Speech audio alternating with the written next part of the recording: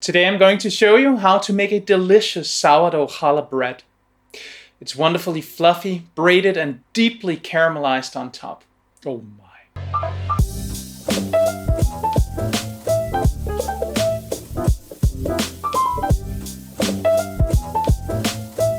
Hi, I'm Sune and I'm a food geek. Today I'm going to show you how to make a sourdough challah bread, which is eaten in the Jewish faith on Shabbat and other major Jewish holidays. The bread is made from an enriched dough, but it's different from brioche because it contains no dairy products. Challah needs to be pareve, which is part of the dietary laws of Judaism, which means it contains no meat or dairy. Meat bread? So instead, the dough is enriched with oil, sugar or honey, and eggs, which gives it the luxurious texture. If you're new to the channel, I bake a lot of sourdough bread and I make delicious food from all over the world. I'm on a quest to get the most out of every ingredient, and my goal is to teach you how to do that in simple and understandable steps. So join me by subscribing and ringing the bell so you won't miss any future videos. To make this bread, you'll need an active sourdough starter. If you don't have one yet, you can watch my video in the card above. It's easier than you think. While this is a sourdough bread, we can't really talk about hydration because it's an enriched dough. The added fat and eggs will also contribute to the hydration feel of the bread. It feels something like a hydration between 55 and 60%. Tacky, but not sticky. We're using a firm levain to leaven the bread to minimize the sour taste in the bread. After the levain has grown, the dough is mixed and it's left to ferment for a couple hours. Then the dough is divided and braided. I'll show you the simplest form of a braid, a three-strand braid. It looks great and it's not too hard to do. Right before baking, it's covered in an egg wash and it gives it that wonderful shiny look. Then it's topped with sesame or poppy seeds, and it's either sprinkled with salt or served with it. If you want to get creative, here you can add other spices or seeds if you like. The possibilities are endless. All right, let's get started with the recipe. The recipe, the ingredients, and the amounts are linked in the card above. The evening before you want to bake, you should make a stiff levain. To a bowl, add 53 grams of mature sourdough starter, 150 grams of bread flour, 76 grams of water.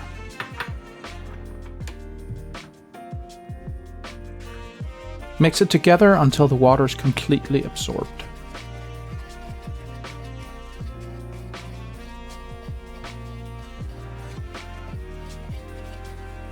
And scrape everything out onto your kitchen counter. And knead it together until all the flour is completely hydrated.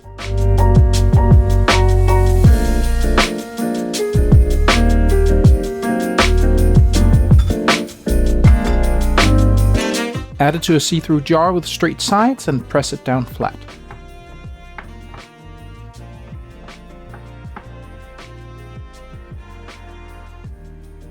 Add an elastic band around the jar where the top of the starter is so that you can monitor the growth. Put a lid over top and let it ferment overnight until it's tripled in size. It takes about 8 to 12 hours at room temperature. The next morning, it's time to mix the dough. To a bowl, add 62 grams of water, 186 grams of egg, that's roughly 4 large eggs, 8 grams of salt,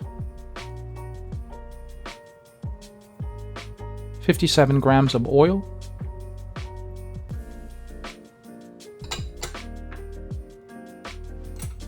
and 62 grams of honey.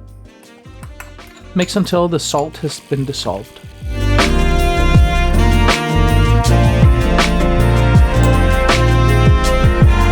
Add 413 grams of bread flour and mix until it's combined.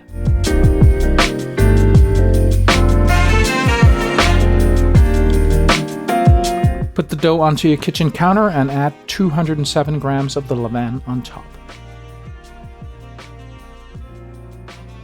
Knead it with as much flour needed to make it tacky but not sticky.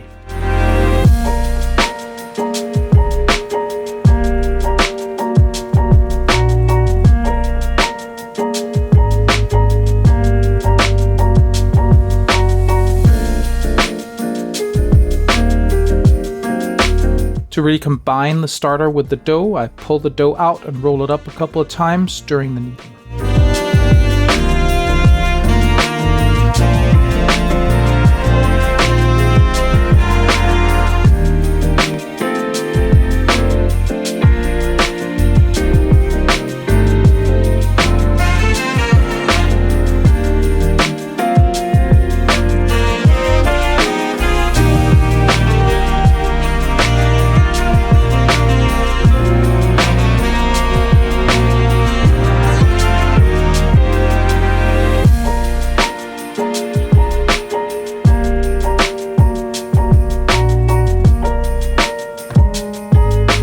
Once you have a nice elastic, cohesive and supple dough, put it back in the bowl and let it ferment for 2 hours under a dish towel. It probably won't rise much. After the 2 hours are up, it's time to shape the bread. First, you should divide the dough into 3 equal parts. I use a scale, just because I like it to be accurate, but if you can do it by hand, more power to you.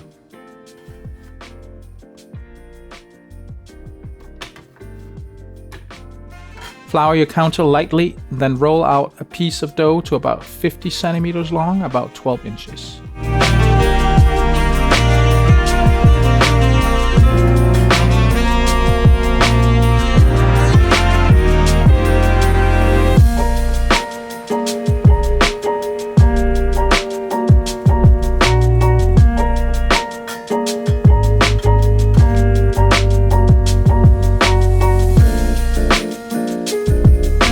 Repeat with the other 2.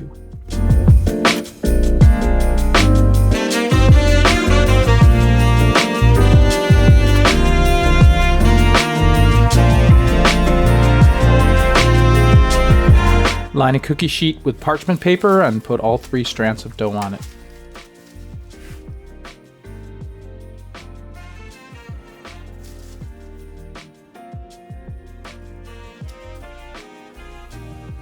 They should overlap at one end.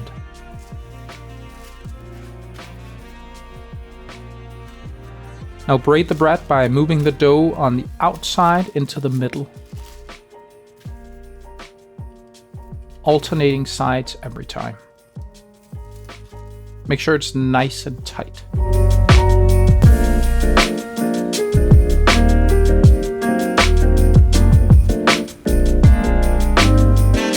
Had one strand be a little too long, so I just snipped off the end. Seal the ends and tuck them underneath the bread. Cover with cling film. If you're worried that the dough will stick to the cling film, just spray it with a bit of baking spray.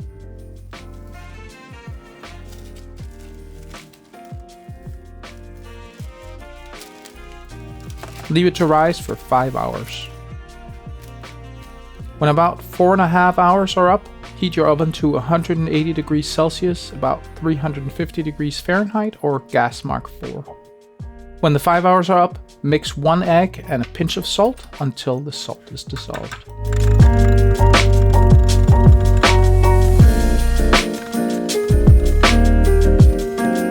Brush the entire bread lightly with the egg wash.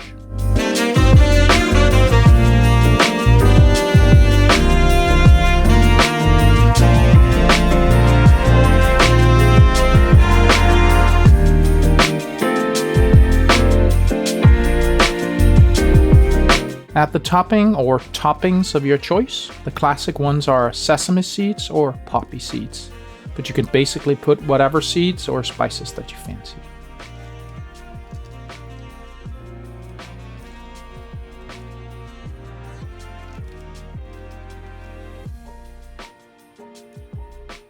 Bake in the oven for 35 to 45 minutes. If your oven heats unevenly, turn the pan around at around 20 minutes. Bake until the bread is deeply caramelized and it registers 99 degrees Celsius, about 210 degrees Fahrenheit on a probe thermometer. When done, take it out of the oven and let it cool completely.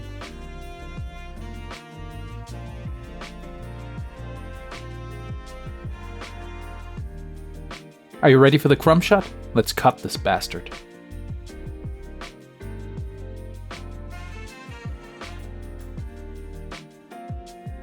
Oh, all yellow and soft as a down pillow. That is a seriously delicious bread. You don't have to adhere to any specific faith to enjoy this. I hope you learned something today. See you next time.